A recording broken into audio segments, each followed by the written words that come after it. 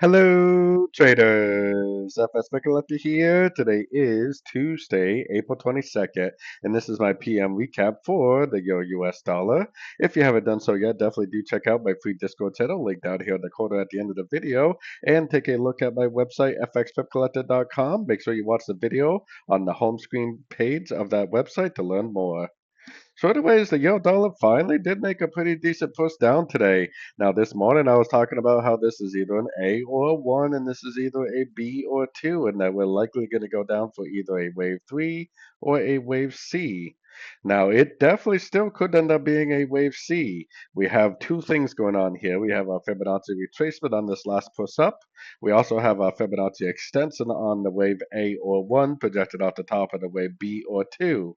If it is a wave C, then it really shouldn't go any further than the 138, which also lines up pretty nicely with the 61% Fibonacci retracement level.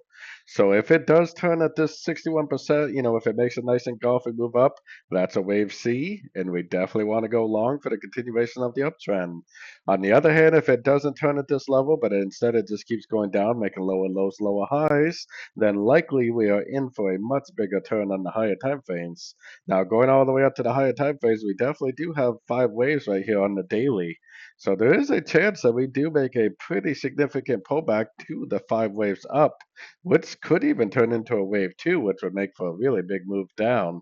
We really can't confirm that we're in the wave 2 yet, but if it does drop below the 61%, I think I would have to definitely start looking for shorts more longer term, more like swing trading to the short side, because either we are in a big wave 2 or minimum we're in a correction to the last 5 waves up that I showed you on the daily time frame.